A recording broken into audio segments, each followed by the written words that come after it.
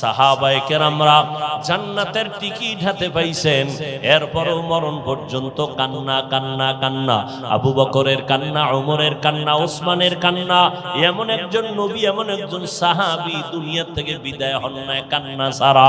অথচ আজকে মুনাজাত হচ্ছে, চোখে পানি আসে না। একদল আবার টুপিওয়ালা নেফাকি অন্তরওয়ালারা কয় কান্না লাগে না, কান্না লাগে না। নবী যদি কান্না করতে পারেন, সাহাবাদের এত ইলম, এত আমল, এত তাকওয়া, এরপরেও যদি আমার আল্লাহর ভয়ে কান্না করেন, সেই তুলনায় আপনাদের আমাদের কি পরিমাণ কান্না দরকার। আল্লাহর কাছে শেষ বেলায় তওবা করে নেন। ও দয়ার মালিক, এত সম্মানের জায়গায় তুমি বসাইছো, তুমি আখিরি নবীর উম্মত বানাইছো, কিন্তু আমি তো গুনাহ করে জীবনটারে নাপাক করে ফেলেছি। আমার মা বাবা, আমার আপনজনেরা জানে না আমি কত বড় অপরাধী। যদি জানতো মনে মনে ঘৃণা করত। ও আল্লাহ, আপনি জানার পরেও তো রাগ করে পানি বন্ধ করেন নাই, খানা বন্ধ করেন নাই। আল্লাহ, আজকে থেকে তৈরি হয়ে গেলাম, জীবনে কত নামাজ বাদ দিলাম, রোজা বাদ দিলাম, এখন থেকে তওবা করে নিলাম, আর নামাজ ছাড়বো না, আর রোজা ছাড়বো না, মা বাবার বরদোয়া আর নিব না, মা বাবার দোয়া নিয়ে সামনে আগাবো, উলামায়ে কেরামের পরামর্শ নিয়ে নবীর তরিকা মেনে চলবো, আর দাড়ি কাটবো না, বেপরদায় চলবো না। হেদায়েতের মালিক আমার আল্লাহ, ইজ্জতের মালিক আমার আল্লাহ, রিজিকের মালিক আমার আল্লাহ। আল্লাহ যার কপাল ভালো রাখবে, এমন বান্দা যদি ময়দানে থাকেন তওবার জন্য, ও যুবক বাবারা, আপনাদের মতো কত যুবক স্কুল কলেজে পড়িয়াও নামাজ ছাড়ে না, আপনি কেন নামাজ পড়তে পারেন না? আপনার মতো যুবক রাস্তায় গাড়ি চালায়, নামাজ বাদ দেয় না, আপনি কেন পারেন না? আল্লাহর কাছে কি জবাব দিবেন? আপনার মতো যুবক র‍্যাব, আর্মি, পুলিশ, বিডিআরের চাকরি করে নামাজ ছাড়ে না, ডাক্তার, ইঞ্জিনিয়ার, প্রফেসর নামাজ পড়ে আপনি কেন পারবেন না? ও বৃদ্ধ বাবাজিরা, আপনার মতো কত বুড়া মানুষ হাতে লাঠি নিয়ে মসজিদে গিয়া 5 বেলার নামাজ পড়ে, আপনি কেন পারবেন না? ও পর্দার আড়ালের আম্মা জানেরা, বোনেরা, আপনার মতো কত মা এখনো জমিনে আছে, নামাজ বাদ দেয় না, স্বামীর মাল হেফাজত করে, সন্তানগুলো আদর্শওয়ালা বানানোর চেষ্টা করে। এরে আম্মা জান, আপনাদের এত মর্যাদা আমার নবী বাড়াইয়া দিয়েছেন। আপনারা নবীদের মায়ের মতো মা, আপনারা সাহাবায়ে কেরামদের মায়ের মতো মা। এমন কি তুমি অসুস্থ হয়ে বিছানায় পড়ে থাকবা, কেউ তোমার দিকে তাকাবে না, অন্তরে ঘৃণা করবে। দ্বিতীয়, তুমি সুস্থ কিন্তু চরিত্র তোমার খারাপ। তুমি ডাক্তারও যদি হও, তাসলিমার মতো জায়গায় জায়গায় জুতার বাড়ি খেতে হবে। ও যুবক আল্লাহর গোলাম, অথচ তোমার ভিতরে এমন গুণ আল্লাহ দান করেছেন, তোমার আলো দিয়া সমাজ আলোকিত হবে, এই জাতি আলোকিত হবে। ও যুবক বাবা, তোমার দিকে তাকায় আছে গোটা দুনিয়াবাসী। ওরে বেঈমান ইহুদির বাচ্চারা যদি জমিনটারে কন্ট্রোল করতে পারে, তুমি শ্রেষ্ঠ নবীর উম্মত কেন পারবা না রে বাবা? এত দিলটা ছোট কেন করছো? বড় দিল নিয়ে চলো। আজকে কাজী নজরুলের ইতিহাস পড়ো, কবিতা পড়ো, রবীন্দ্রনাথের ইতিহাস পড়ো, বিভিন্ন মনীষীদের ইতিহাস পড়ো। এদের তো তোমার থেকে হাত একটা বেশি ছিল না, এরা তো তোমার থেকে 5 কেজি ওজন আলা মাথা ছিল না, তোমার মতোই তারা ছিল। তোমার মতো গুনাহ করে নাই, অপরাধ করে নাই। চরিত্র সুন্দর থাকার কারণে আজকে তাদের লেখা বইগুলো কলেজের ছেলে মেয়েরা পড়িয়া ইংরেজি শিখছে, অঙ্ক শিখছো। যাদের বই পড়িয়া ইংরেজিতে কথা কও, যাদের বইগুলো পড়িয়া তোমরা বাংলা শিখছো, অঙ্ক শিখছো, একটু চিন্তা করো তাদের কপাল কত ভালো যে সব কলেজের ছেলে মেয়েরা তাদের বই পড়ে, অথচ তাকে চিনেও না। তুমি মইরা গেলে কিছু রাইখা গেছো নি, উম্মতটার ধইরা রাখবে? কহা রাখছি, মোনাজাত দিয়ে বরদোয়া করবে, আল্লাহ দুনিয়ায় ওর দিয়ে শান্তি পাই নাই, মরার পরে তুমি ওরে শান্তি দিও না। ও জমিনের জন্য একটা অভিশাপ ছিল, গজব ছিল। ওয়ামা আরসালনাকা ইল্লা রাহমাতাল লিল আলামিন। আল্লাহ বলেন, হে রাসূল করিম সাল্লাল্লাহু আলাইহি ওয়া আলিহি ওয়াসাল্লাম, পৃথিবী নামক গ্রহে আমি আপনাকে প্রেরণ করি নাই, হ্যাঁ করেছি জগৎ সমূহের রহমত হিসেবে। নবীজি বলেন কুল্লু উম্মতি ইয়াদখুলুনাল জান্নাতা ইল্লা মান আবা, সমস্ত উম্মত জান্নাতে যাবে যারা আমি মুহাম্মদকে মানে না বা অস্বীকার করে তারা যাবে না। কিলা মান আবা, সাহাবায়ে কেরাম প্রশ্ন করলেন হে রাসূল আপনাকে মানে না বা অস্বীকার করে তারা কারা? ক্বালা, নবীজি বললেন মান আতাআনি দাখালাল জান্নাহ, যারা আমার অনুসরণ ইত্তেবা আনুগত্য করে তারা জান্নাত পাবে।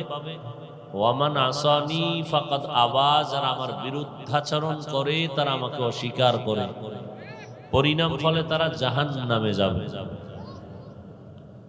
একটু খেয়াল করি সবাই, ১৫০০ বছর আগে রাসূল স্পষ্ট করে ফতোয়া দিয়েছেন কে নবী মানে কে নবী মানে না। নতুন করে কোনো মুফতি সাহেবের ফতোয়া নেয়ার কোনো প্রয়োজন নাই।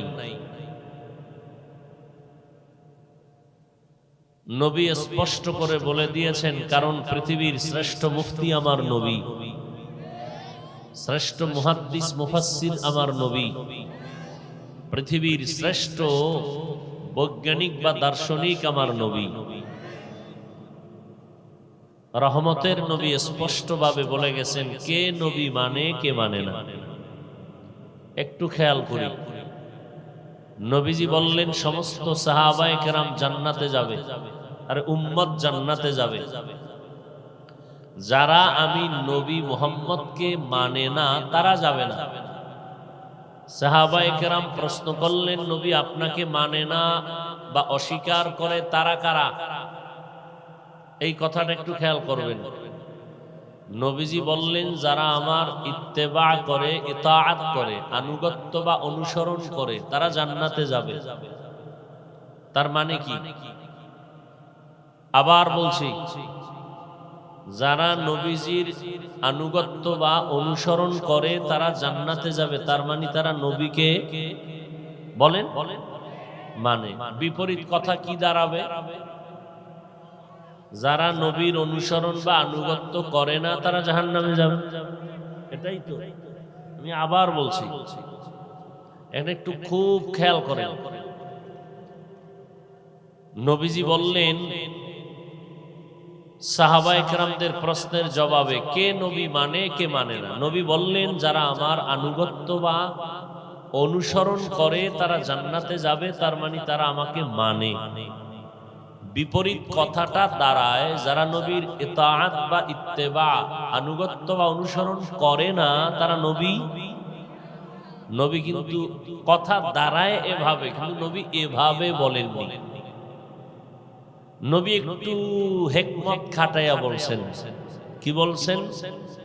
ওয়ামান আসানি ফাকাদ আবা, যারা আমার বিরোধিতা করে তারা জাহান্নামে যাবে।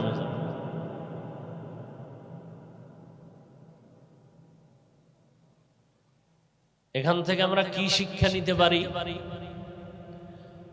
যারা নবীর অনুসরণ বা আনুগত্য করে না তারা দুই দল। তারা কয় দল? দোনো দলই নবীর অনুসরণ করে না, আনুগত্য করে না, কিন্তু ব্যবধান দুই দলের মধ্যে। এক দল আগ্রহী আর এক দল বিদ্রোহী, এক দল দরদি আর এক দল বিরোধী।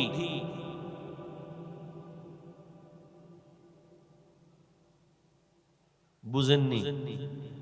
ভালো করে বুঝেন, উদাহরণ দেই তাই আরো বুঝবেন। কথার কথা, ডান দিক থেকে একটা যুবককে যদি আমি প্রশ্ন করি, এই যুবক, নবীজির আদর্শে টুপি পরো না কেন? বলে হুজুর টুপি পরা দরকার, নবীজির আদর্শ সুন্নত পারি না, চেষ্টা করি, দোয়া করবেন। কি বুঝলেন? সে আগ্রহী না বিদ্রোহী, দরদি না বিরোধী? বাম দিক থেকে একজন যুবকের জিজ্ঞাসা করলাম, এই যুবক, নবীর আদর্শে টুপি পরো না কেন? আমার কথাটা শেষ না হতে সে জবাব দিল, না পড়লে অসুবিধা কি? টুপির মধ্যেই কি ইসলাম? আগ্রহী না বিদ্রোহী, দরদি না বিরোধী? রসুলের আদর্শের বেলায় আগ্রহীর আর এক নাম বেয়াদব, রসুলের আদর্শের বেলায় বিদ্রোহীর আর এক নাম গাদ্দার। তাহলে দোনোজনেই টুপি পরে না, ব্যবধান আসেনি। একজন আগ্রহী আর একজন বিদ্রোহী, একজন দরদি আর একজন বলেন না কেন বিরোধী, একজন মুমিন আর একজন বেঈমান। নামাজ পড়ো না কেন? হুজুর মাঝে মাঝে পড়ি, চেষ্টা করি, পারি না, দোয়া করবেন। বিদ্রোহী না আগ্রহী, বিরোধী না দরদি, বেঈমান না মুমিন? আর একজনের ভাই নামাজ পড়ো না কেন? নামাজ না পড়লে অসুবিধা কি? ঈমান তাজা। আগ্রহী না বিদ্রোহী, দরদি না বিরোধী, মুমিন না বেঈমান? তাহলে যে টুপি পরে না তাকে জাহান্নামী বলা যাবে না। খুব খেয়াল করেন, আগ্রহীকে গালি দেওয়া যাবে না, বিদ্রোহীকে ছাড় দেওয়া যাবে না, সুযোগ পেলেই জুতার বাড়ি। ব্যবধানটা বুঝেননি? দোনোজনেই টুপি পরে না, দোনোজনেই নামাজ পড়ে না, দোনোজনেই দাড়ি রাখে না। একজন দরদি, একজন বিরোধী, একজন আগ্রহী আর একজন বিদ্রোহী। আগ্রহী মুমিন, গালি দেওয়া যাবে না। বিদ্রোহী বেঈমান, ওকে ছাড় দেওয়া যাবে না। দাড়ি রাখো না কেন? হুজুর দরকার, চেষ্টা করব, দোয়া করবেন। বিদ্রোহী বলে না রাখলে অসুবিধা কি? দাড়ির মধ্যেই কি ইসলাম? ইমানদার না বেঈমান? আদব না বেয়াদব? চূড়ান্ত গাদ্দার। এই দোনো শ্রেণীর লোক এখানে আছে না নাই? আল্লাহ বিদ্রোহ মনোভাব থেকে আমাদেরকে হেফাজত করুন। তাহলে দুইজনই নামাজ পড়ে না, দোনোজনকে জাহান্নামী বলা যাবে? আগে বুঝতে হবে সে কি আগ্রহী না বিদ্রোহী। একজনে নামাজ পড়ে না, আর একজন নামাজ পছন্দ করে না, দুইজন সমান? খুব খেয়াল করেন, একজনে পর্দা করে না, আর একজন পর্দা পছন্দ করে না। একজন মুমিন আর একটা তাজা বেঈমান। একজনে রাজনীতি করে না, আর একজন কোরআন হাদিসের বিবরণ দেওয়া রসুলের রাজনীতি পছন্দ করে না। একজন মুমিন আর একজন বেঈমান। আচ্ছা আমাকে বলেন তো, পৃথিবীর মানুষের সব সমস্যার সমাধান কোরআন ও ইসলামে আছে কি? আপনাদের ঈমান কি আছে? শুধু একদিক থেকে কোরআন শরীফ দুর্বল, রাষ্ট্রীয় বিষয়ে কোরআন দুর্বল, এ বিষয়ে কিছু নাই। এই মুমিনেরা জবান খুলেন, বুঝে শুনে কথা বলবেন। রাষ্ট্রের ব্যাপারে কোরআন দুর্বল। আপনারা দুর্বল কোরআন মানেন। আমি নীলফামারী না, এটা কোন নীলফামারীর জাতিকে বলে গেলাম, ইসলাম বা কোরআনে রাজনীতি নাই কথাটা নয়, বরং রাজনীতির নামে সূরা আছে কোরআনে, সূরা।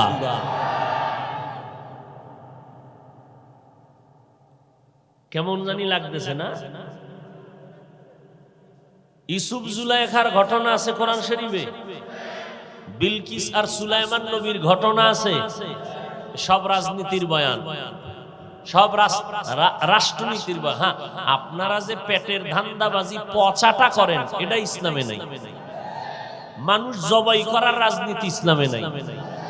মানুষের হক নষ্ট করার রাজনীতি ইসলামে নাই। মানুষকে জাগাত গালি দেওয়া, সম্মান নষ্ট করার নীতি ইসলামে নাই। আসেন আমি আয়াতের মধ্যে ঢুকলে কিছুটা নমুনা আমি বলবো যে ইসলাম কত পিওর, কত পবিত্র। আল্লাহ বুঝার তৌফিক দান করেন। আমি বুঝাইতে চাইলাম যে একজনে নামাজ পড়ে না, তাকে জাহান্নামী বলা যাবে না। আগে বুঝতে হবে সে আগ্রহী না বিদ্রোহী। একটা লোক নামাজ পড়ে না, কিন্তু মনে চায় পড়তে, মাঝে মাঝে পড়ে, মাঝে মাঝে ছাড়ে, কিন্তু অন্তরে দুর্বল, আমি কেন পড়তে পারি না, হুজুর দোয়া করবেন। তাকে গালি দেওয়া পর্যন্ত জায়েজ নেই। আর যে বিদ্রোহী, তাকে ছাড় দেওয়ার জায়েজ নেই। এই জন্য নবী কেমনে বলছেন যারা আমার অনুসরণ আনুগত্য করে জান্নাত পাবে, যারা করে না জাহান্নামে যাবে বলেন নাই, বলছেন যারা আমার বিরোধিতা করে তারা জাহান্নামে যাবে। আল্লাহ বুঝার তৌফিক দান করেন। আসেন এবার আয়াতের মধ্যে যাই। ওয়ামা আরসালনাকা ইল্লা রাহমাতাল লিল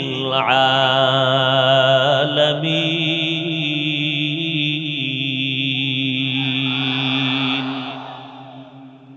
কোরআন শরীফের মোহাব্বতে বলছেন এটা ট্রেডিশন, ফ্যাশন, যে একজনে জোরে টান দিলে আল্লাহু আকবার বলতেই হবে। এই নিয়তে যদি বলেন আল্লাহর কসম একটা সওয়াবও পাবেন না। আর যদি কোরআনের মোহাব্বত অন্তরে আসে বিদায় দিল থেকে জবানে আওয়াজ আসছে সওয়াব পাবেন। তবে যারা বলেছেন তাদের কাছে আমার প্রশ্ন, এই এত মোহাব্বতের কোরআন শিখলেন না কেন? জবাব দিবেন সময় নাই। করোনার সময় করছিলেন কি? ক্যারাম বোর্ড খেলছিলেন, লুড্ডু খেলছিলেন, পিঠটা রেডি করে যান, কত ধানে কত চাল টের পাবেন সময় মতো। পৃথিবীতে কোরআনের মতো সহজ ভাষা আর একটাও নাই। পৃথিবীতে ইসলাম ধর্মের মতো সহজ ধর্ম আর কোথাও নাই। আমরা এটাকে অনেকে কঠিন মনে করি, আসলে ইসলাম কঠিন না, অনেক সহজ, অনেক সহজ। তার মানে বিড়ি টানবেন, গাঞ্জা খাইবেন, তারপর আপনি ইসলাম নষ্ট হবে না, তার মানে কি এইটা? নবী আল্লাহ বলেন, হে নবী আপনাকে আমি দুনিয়াতে পাঠাই নাই, হ্যাঁ পাঠিয়েছি জগৎ সমূহের রহমত করে।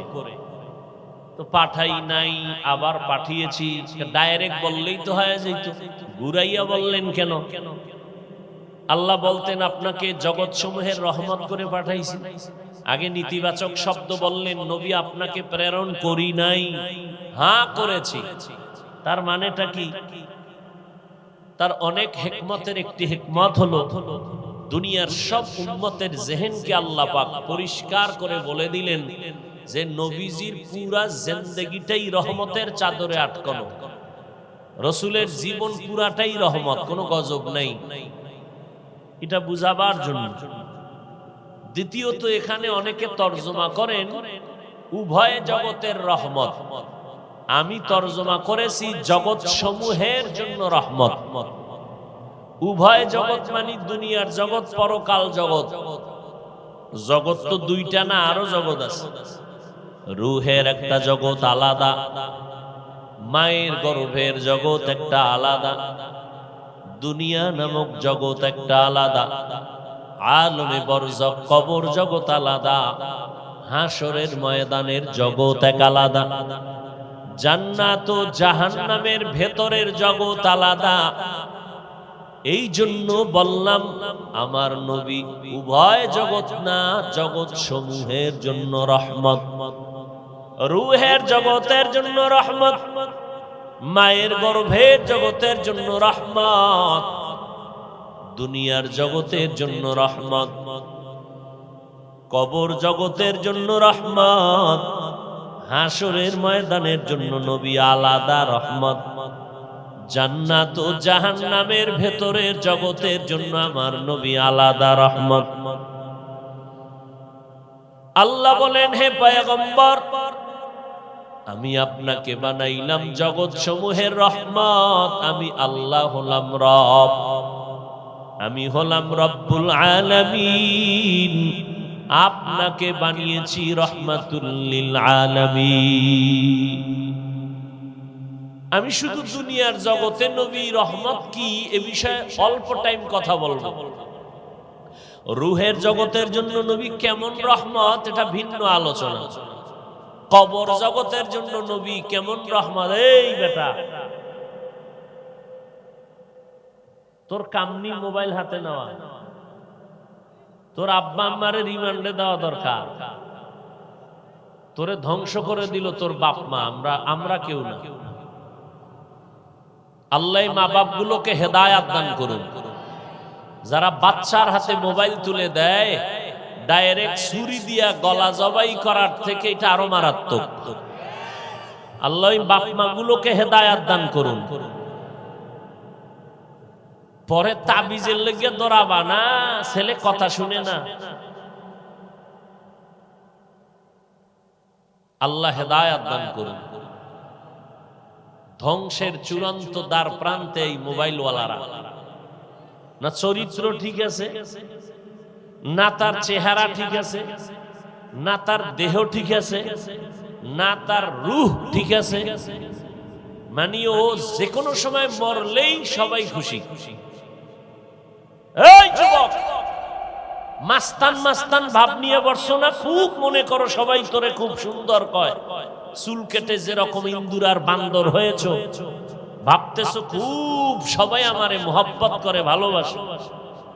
কিন্তু তোমার এই 25 বছর হায়াতে তুমি যা কামাই করছো, এর সব কিছুর সমষ্টির নাম বরদোয়া। তুমি মইরে গেলে তোমার মাও খুশি ভিতরে ভিতরে, কারণ তোমার চরিত্র এত খারাপ যে তোমার কারণে মা বাবা জায়গায় জায়গায় লজ্জা পায়। তোমার দুনিয়াও বরবাদ, আখেরাতও বরবাদ। তোমার দেহও শেষ, চরিত্রও শেষ। চোখের পাওয়ার কমে যাচ্ছে, তোমার খবর নাই। কিডনি দুর্বল হতে চলছে, খবর নাই। হার্ট দুর্বল হতে চলছে, খবর নাই। ব্রেন দুর্বল, তোমার খবর নাই। কানের পার্টস দুর্বল, তোমার খবর নাই। তোমার এই যে মানুষ বলে অকাল মৃত্যু, যদিও কথাটা মিথ্যা, কিন্তু তোমার এই অকাল মরণ হবে, লিখে রাখো। আর যদি তওবা করে ঘুরে যাও, তাহলে আল্লাহ ক্ষমা করতে পারেন, কারণ আমার আল্লাহর মতো দয়াময় কেউ নেই।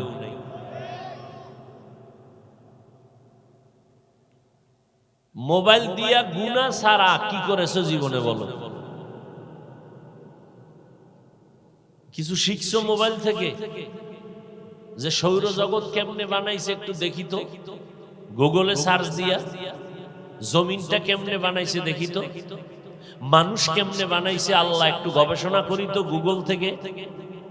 বিভিন্ন চিকিৎসা বিজ্ঞানীরা এগুলো বের করে করে করে করে মোবাইলে দিয়ে দিছে। তুমি এগুলো দেখলে তুমি না কিছু অভিজ্ঞতা হতো, কিছু জ্ঞান বাড়তো। তুমি তো তা করো নাই, বরং তোমার পুরা জিন্দেগিটাকে ধ্বংস করার জন্য যা লাগে মোবাইলে তাই করেছো। নিজেও ধ্বংস হয়েছো, অন্যের জিন্দেগি ধ্বংস করেছো। আমি যা বলতেছি খুব তোমার খুশির কথা না, তোমার কান্নার কথা। কি তোমার হাসির কথা বলছি না কান্নার কথা? তোমার যা বলতেছি এগুলো কি তোমার খুব খুশির কথা? আসলে কি মানুষ বলে না কপাল, কপাল যদি পুড়ে যায়, আমি হাফিজুর রহমান কেন, মক্কা মদিনার ইমাম কেন, স্বয়ং নবীজিও বয়ান করলে কপালে হেদায়েত আসে না। এরকম দুই একটা বেঈমানের নাম জানোনি যুবকরা, যে নবীজির বয়ানেও কালেমা পড়ে না, কিতনা বড় বেঈমান। আর কপাল যদি খুলে যায়, তাহলে নবীজিকে জবাই করতে এসেও কালেমা পড়ে। নাম জানো? কি নাম? এর নাম কপাল। এর নাম বর্ষ বেহেশতের বাগানে। রসুলের হাদিস, এই প্যান্ডেলে বসার সাথে সাথে সব গুনাহ মাফ। কিন্তু তোর কপাল এত খারাপ যে বর্ষ বেহেশতের বাগানে করতেছো মোবাইল উঁচু করে কবিরা গুনাহ। সরকারের অর্ডার ছাড়া, শরীয়তের প্রয়োজন ছাড়া এমনিই ছবি তোলা 1000 কোটি বার কবিরা গুনাহ হারাম। তুমি না কইলো না, হ্যাঁ কইলো না, তোমার কথা ইসলাম চলে না। ইসলামের লাইনে তোমাকে চলতে হবে। যারা মোবাইল নিয়ে হাতে ছবি তুলতেছো, হারাম, কবিরা গুনাহ।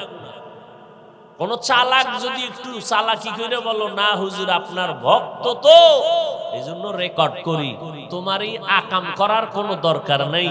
তোমার এই কাজটা নিখুঁতভাবে মিডিয়াওয়ালারা করতেছে, প্রয়োজন হলে ডাউনলোড করে সকালবেলা নিয়ে নিলেই হয়ে যাবে। তুমি এই 50 হাত দূরে বয়া মোবাইলটা দেখাইয়া না ছবি ভালো আসবে না রেকর্ড ভালো হবে, এ আকাম করো কেন? শয়তানে যারে ধরে কাম থুইয়া আকাম করে। আর মোনাজাতের পরে তো জিনেরা যদি মোবাইলটা নিয়েই যায়, নিশ্চিত জিন আছে নিয়েই যাবে, তাহলে তোমার এই পুরা জিন্দেগির চেষ্টা সব বৃথা, আমও গেল সালাও। কি বুদ্ধিমান তুমি! দেখায় হুজুর দেখছেন আমি কত দামি মোবাইলওয়ালা করতেছে। কেউ দোকানে আড্ডা মার্কেট মিলাইছে, এখানে জান্নাতের বাগান ওখানে জাহান্নামের বাগান, ওই যে মার্কেট। কি ওখানে নারী পুরুষ একসাথে না? তাহলে কবিরা গুনাহ হবে না? নাকি আপনারা নতুন আপনাকে এলাকার জন্য ফতুয়া আলাদা? তো এখানে জান্নাতের বাগান ওখানে জাহান্নামের বাগান, এই জাহান্নামের গুনার ভাগ নেবে কারা? রেডি থাকেন, আল্লাহ হেদায়েত দান করুন। এরপরে বেচা কিনা কি হয়? ওয়াজের পরে বাড়িতে যাইতেছে, একজনের হাতে একটা বেলুন আর একজনের বগলের ভিতরে একটা প্লাস্টিকের মাছ। ভাই এত সুন্দর বরকতের জিনিস নিয়ে কই তো নাইলেন? ওয়াজের এটা ফল, ওয়াজের বাগানে গেছিলাম তো ওইটার ফলাফল নিয়ে এসেছি, বেলুন আর ওই যে মাছের ছবিওয়ালা। কে বলবে এই কথা? কে শুনবে এই কথা? বলারও মানুষ নাই, শ্রবণ করারও মানুষ নাই। বরং আমি যদি বলি দাওয়াত বন্ধ করে দিব। এরপরে আপনাদের উত্তরবঙ্গে আরো বহুত ঝামেলা আছে। আম্মাজানদের ওখানে আবার ছবি লাগায়, আছে না নাই? এখানে আছে কিনা জানি না, প্রজেক্টর নাকি লাগায় অনেক। আম্মাজানের আর কত গোপন বয়ান শুনবে? আমি কি হ্যাঁ নো কেন, হ্যাঁ না বয় দিলি তো ডাইরেক্ট দেখবে, বরকত ডাইরেক্ট চলে যাবে। পর্দার আড়ালে দরকারটা কি? রাগ করলেন? আল্লাহ হেদায়েত দান করুন। এক জায়গায় বলতে গিয়া কমিটি বয়ানের পর আর খুঁজেই পাইনি। আল্লাহ আমাদের সবাইকে দ্বীনের খাদেম বানায় দেন। আর একটু সামনে যাব। এরে নবীর উম্মতের দল, রহমতের নবী এমন জমিনের মধ্যে আসছেন, সব মানুষগুলো চরিত্রহীন, খারাপ, কন্যা সন্তান পছন্দ করে না। আমাদের এই ১৫০০ বছর পরে এই জমিনেও কিছু নাম্বার সারা কুলাঙ্গার আছে, কুলাঙ্গার। কন্যা সন্তান হলে কষ্ট পায়, স্ত্রীর সাথে রাগ করে কথাই বলে না। এরকম কুলাঙ্গার আছে না নাই? বউরে কয় ছেলে না দিয়ে মাইয়া দিলি কেন? এটা কি বউ দেয়? কে দেয়? লিল্লাহি মুলকুস সামাওয়াতি ওয়াল আরদ ইয়াহাবু লিমান ইয়াশাউ ইনাযা ওয়া ইয়াহাবু লিমান ইয়াশাউ যুকুর আও ইউযাওয়িজুহুম যুকরানা ওয়া ইনাসা ওয়া ইয়াজআলু মান ইয়াশাউ আকিমা ইন্নাহু আলিমুন কাদির।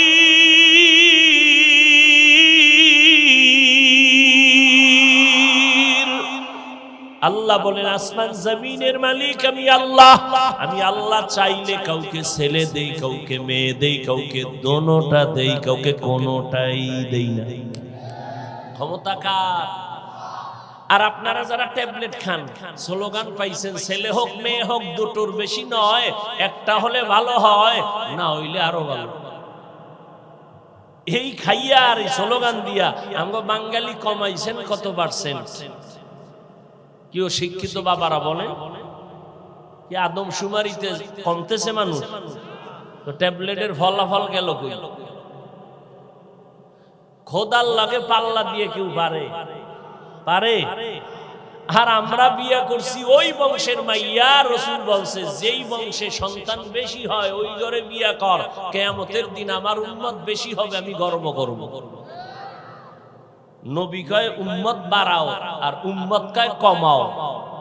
নবীরে কে মানে না বলছিনি শুরুতে। হিসাব করেন আগ্রহী আর বিদ্রোহী কোন লাইনে আছেন, হিসাবটা মিলাই নিয়ে। দুই সন্তানের মা বাবা, তাদের স্লোগান হলো সন্তান বেশি হলে থাকবে কই, খাবে কি। বিমানে যখন আইতেছিলাম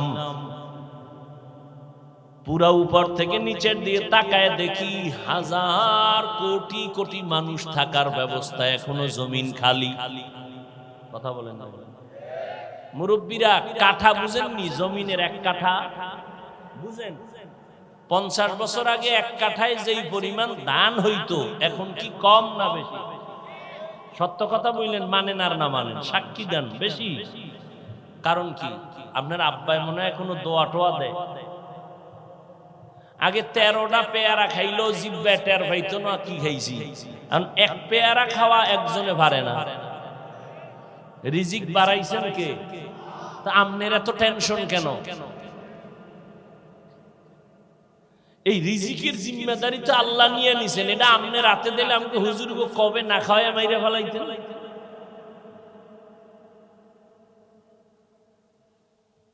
দুই সন্তানের মা বাবা গরিব আছে না নাই? 10 সন্তানের মা বাবা অনেক ধনী আছে না নাই? সংখ্যা মানুষের রিজিক বন্টন হয় না। ধনী গরিব হওয়ার চাবি আল্লাহর হাতে, এটা সংখ্যার উপরে নির্ধারিত নয়। ইয়া আইয়ুহান নাস আনতুমুল ফুকারাউ ইলাল্লাহ ওয়াল্লাহু হুয়াল গানিয়্যুল হামিদ।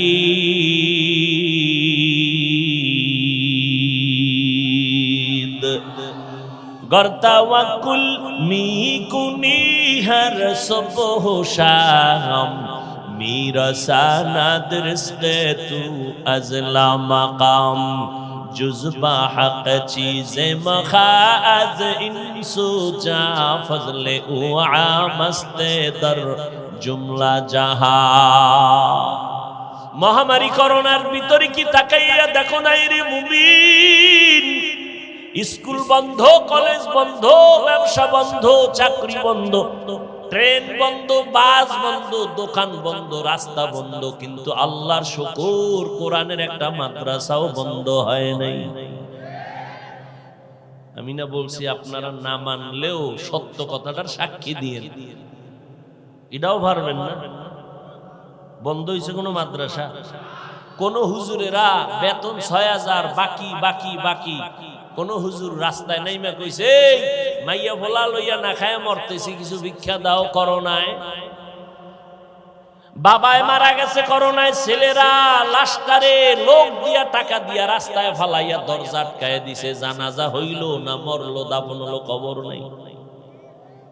এই শত শত করোনার লাশ আমার দেশের প্রশাসন আর আমার দেশের উলামায়ে কেরাম টুপিওয়ালারা কাঁধে নিয়া গোসল করাইয়া, দাফন করায়া, কাফন পরায়া, জানাজা পরায়া কবরে রাখছেন। আল্লাহর শুকর একজন হুজুরেও করোনায় মরে না। ভুলে যাইও না ইতিহাস, ভুলে যাও না ইতিহাস। আর এখনো বহু আল্লাহর বান্দা আছে এখনো মাস্ক পরে, ওই মেডিসিন এখনো হাতে মাখে। আমার হুজুর হাত ধুইবেন নি? আমি আমরা তো ওযু সহকারে অল টাইম থাকি, আমাকে দোয়া টোয়া লাগবে না। অল টাইম যদি কেউ ওযুর সাথে থাকে, এর জীবনের সফলতার একটা বড় গুণ হলো অল টাইম ওযুর সাথে থাকা। কোনদিন কোন দুশমন আপনাকে আক্রমণ করতে পারবে না, সেই দৃশ্যমান হোক অদৃশ্যের হোক, কিসের কুফরি কালাম আর কসু কিচ্ছু হবে না। অস্ত্র সব সময় ওযুর সাথে থাকেন। নামাজই পড়ে না, আবার ওযু। এত মানুষ হাজীগঞ্জ ফজর পড়ে নাই, জহুর পড়ে নাই, আসর পড়ে নাই, মাগরিব পড়ে নাই, মোনাজাতের পরে বলবে এশা হবে বসেন, 10 জন থাকে কিনা আল্লাহ ভালো। এই হলো আমাদের ঈমানের হালা। আল্লাহ হেদায়েত দান করুন। রহমতের নবী আমার,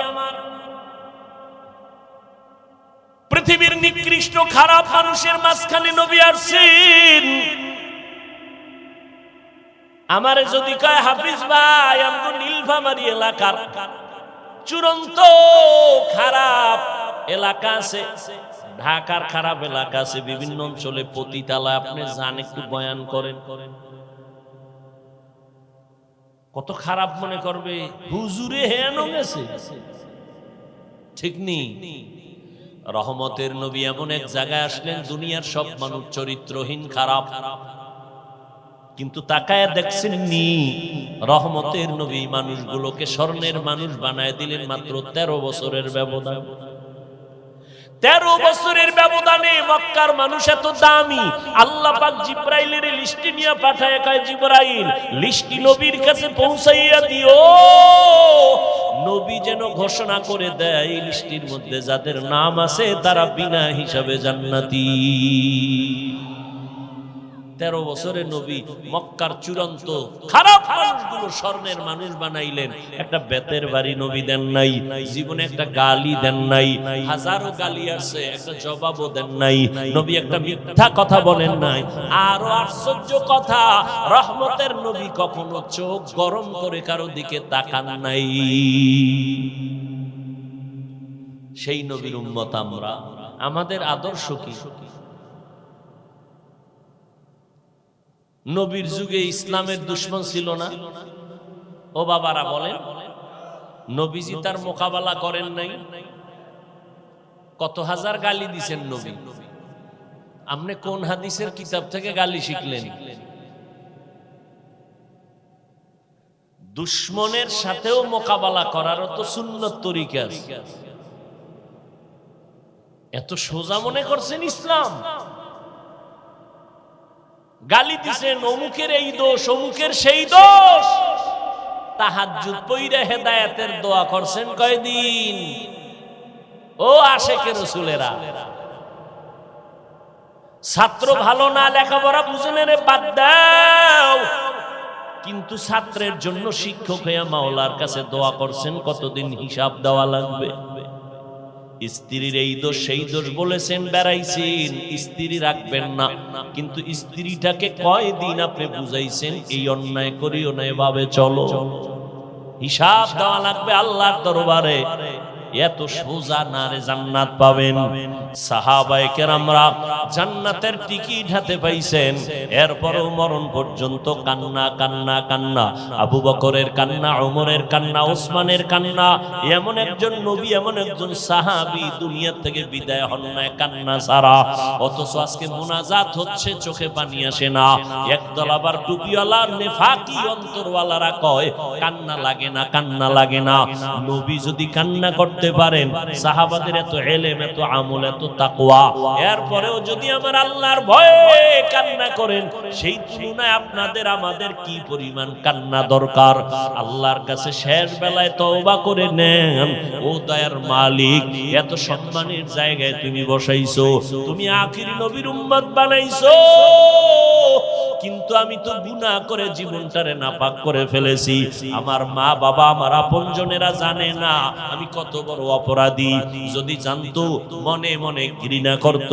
ও আল্লাহ, আপনি জানার পরেও তো রাগ করে পানি বন্ধ করেন নাই, খানা বন্ধ করেন নাই।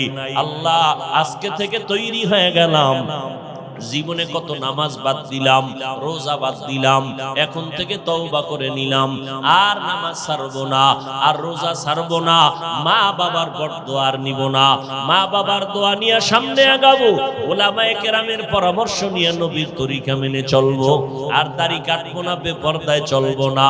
হেদায়েতের মালিক আমার আল্লাহ, ইজ্জতের মালিক আমার আল্লাহ, রিজিকের মালিক আমার আল্লাহ। আল্লাহ যার কপাল ভালো রাখবে, এমন বান্দা বান্দা যদি ময়দানে থাকেন তওবার জন্য, ও যুবক বাবারা, আপনাদের মতো কত যুবক স্কুল কলেজে পড়িয়াও নামাজ ছাড়ে না, আপনি কেন নামাজ পড়তে পারেন না? আপনার মতো যুবক রাস্তায় গাড়ি চালায় নামাজ বাদ দেয় না, আপনি কেন পারেন না? আল্লাহর কাছে কি জবাব দিবেন? আপনার মতো যুবক র‍্যাব, আর্মি, পুলিশ, বিডিআরের চাকরি করে নামাজ ছাড়ে না, ডাক্তার, ইঞ্জিনিয়ার, প্রফেসর নামাজ পড়ে আপনি কেন পারবেন না? ও বৃদ্ধ বাবাজিরা, আপনার মতো কত বুড়া মানুষ হাতে লাঠি নিয়ে মসজিদে গিয়া 5 বেলার নামাজ পড়ে, আপনি কেন পারবেন না? ও পর্দার আড়ালের আম্মা জানেরা, বোনেরা, আপনার মতো কত মা এখনো জমিনে আছে, নামাজ বাদ দেয় না, স্বামীর মাল হেফাজত করে, সন্তানগুলো আদর্শওয়ালা বানানোর চেষ্টা করে। এরে আম্মা জান, আপনাদের এত মর্যাদা আমার নবী বাড়াইয়া দিয়েছেন। আপনারা নবীদের মায়ের মতো মা, আপনারা সাহাবায়ে কেরামদের মায়ের মতো মা। এমনকি তুমি অসুস্থ হয়ে বিছানায় পড়ে থাকবা, কেউ তোমার দিকে তাকাবে না, অন্তরে ঘৃণা করবে। দ্বিতীয়, তুমি সুস্থ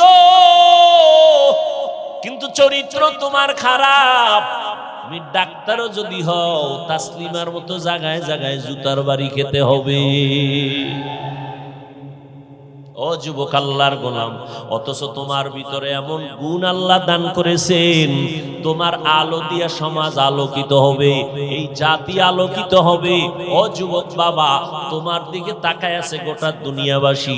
ওরে বেঈমান ইহুদির বাচ্চারা যদি জমিনটারে কন্ট্রোল করতে পারে, তুমি শ্রেষ্ঠ নবীর উম্মত কেন পারবা না রে বাবা? এত দিলটা ছোট কেন করছো? বড় দিল নিয়ে চলো। আজকে কাজী নজরুলের ইতিহাস পড়ো, কবিতা পড়ো, রবীন্দ্রনাথের ইতিহাস পড়ো, বিভিন্ন মনীষীদের ইতিহাস পড়ো। এদের তো তোমার থেকে হাত একটা বেশি ছিল না, এরা তো তোমার থেকে 5 কেজি ওজন আলা মাথা ছিল না, তোমার মতোই তারা ছিল। তোমার মতো গুনাহ করে নাই, অপরাধ করে নাই, চরিত্র সুন্দর থাকার কারণে আজকে তাদের লেখা বইগুলো কলেজের ছেলে মেয়েরা পড়িয়া ইংরেজি শিখছে, অঙ্ক শিখছো। যাদের বই পড়িয়া ইংরেজিতে কথা কও, যাদের বইগুলো পড়িয়া তোমরা বাংলা শিখছো, অঙ্ক শিখছো, একটু চিন্তা করো তাদের কপাল কত ভালো যে সব কলেজের ছেলে মেয়েরা তাদের বই পড়ে, অথচ তাকে চিনেও না। তুমি মইরা গেলে কিছু রাইখা গেছো নি, উম্মতটার ধইরা রাখবে? কহা রাখছি, মোনাজাত দিয়ে বরদোয়া করবে, আল্লাহ দুনিয়ায় ওর দিয়ে শান্তি পাই নাই, মরার পরে তুমি ওরে শান্তি দিও না। ও জমিনের জন্য একটা অভিশাপ ছিল, গজব ছিল। কি করছো এই 30 বছরের জীবনে? কত যে তুমি মরে গেলে তোমার জন্য মা বাপ খুশি হয়ে দোয়া করবে যে না আমার বাচ্চাটার একটা গুণ ছিল। কি গুণ তোমার আছে বলো তো? না নামাজ পড়ো, না হুজুরগো মোহাব্বত করো, না মা বাবার একটা হুকুম ঠিক মতো মানছো। এই মোবাইলের কারণে মায়ের সাথে কি পরিমাণ বেয়াদবি করছো? এই মোবাইলের কারণে শিক্ষকের সাথে কি পরিমাণ বেয়াদবি করেছো? এই মোবাইলের কারণে মুরব্বীদের সাথে কি পরিমাণ বেয়াদবি করেছো? এই মোবাইলের কারণে তোমার বন্ধু বান্ধবের সাথে কি পরিমাণ অপরাধ করেছো? একা একা চিন্তা করিও বাবা। ওয়ামা আরসালনাকা ইল্লা রাহমাতাল লিল আলামিন।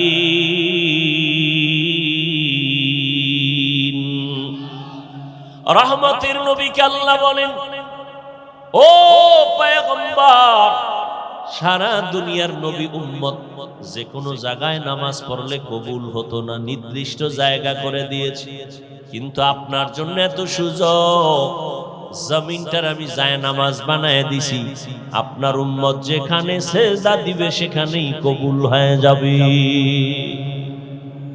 বুঝেননি? কি বুঝেন? কবরে সেজদা দিলেও কবুল। কি কথা কন না কেন? বট গাছে দিলে কবুল, উল্টা বুঝবেন না। খবরদার, যেই জিনিস আল্লাহ পাবেন একক ভাবে, এটা আরেকজনকে দেওয়ার নাম শিরিক। বুঝেননি? সহজ কথা, আল্লাহ যেটা পাবেন এটা আরেকজনকে দেওয়ার নাম, এককভাবে আল্লাহ পাবেন সেজদা, এটা আর কেউ পাবে না, আরেকজনকে দিবেন এর নাম শিরিক। যারা দিবেন তারা মুশরিক, মুশরিকদের জন্য জান্নাত হারাম। ওয়ামান ইউশরিক বিল্লাহ ফাকাদ হারামাল্লাহু আলাইহিল জান্নাহ।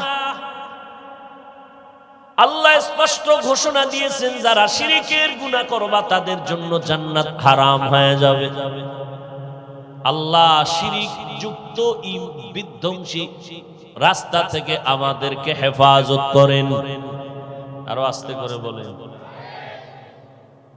ভাইরা আমার, রহমতের নবী আমার এমন এক সময় জমিনে আগমন করেছিলেন, যেই সময়টা বড় কঠিন সময়। মক্কা নগরীর মানুষ ছিল বড় চরিত্রহীন, খারাপ। মক্কার মানুষের মতো খারাপ মানুষ জমিনে আর কোথাও ছিল না। কেমন খারাপ? কন্যা পছন্দ করে না, নিকৃষ্ট নিঠুর বাবা আপন কন্যাদেরকে, বাচ্চাদেরকে পাথর চাপা দিয়া বাবা নিজের মেয়েকে মেরে ফেলে। এতটাই যে খারাপ ছিল মক্কার মানুষ। পৃথিবীতে আল্লাহ জমিনটা বানাইয়া একটা ঘর বানাইছিলেন, বড় দামি ঘর, বাইতুল্লাহ। ইন্না আউওয়ালা বাইতিন উযিআ লিন-নাসি লাল্লাযী বিবাক্কাতা মুবারাকাও ওয়া হুদা, মুবারাকাও ওয়া হুদান লিল আলামিন। আল্লাহ জমিনটা বানায় একটা ঘর বানাইলেন, হেদায়েতের ঘর, ইবাদতের ঘর, বাইতুল্লাহ মক্কা নগরীতে। এটা এমন একটা দামি ঘর, যেই ঘরটা দিয়ে তাকায়া থাকবেন অটোমেটিক আমলনামায় সওয়াব লেখা হবে। সুবহানাল্লাহ। এমন একটা দামি ঘর, যেই ঘরের আঙ্গিনায় 1 রাকাত নামাজ পড়বেন 1 লক্ষ রাকাত নামাজের সওয়াব। ওই মক্কার মানুষ কতটাই যে খারাপ, নারী আর পুরুষ একত্রিত হয় বাইতুল্লাহ তাওয়াফ করে চারপাশে, তাও আবার উলঙ্গ। এবার বুঝেন আমার নবী কত পিওর, কত রহমতওয়ালা। এটা পাঠাইলেন কোন জায়গাটায়? এত বড় নিকৃষ্ট মানুষ জমিনে আর না, এই জায়গায় পাঠাইছেন আমার নবীরে।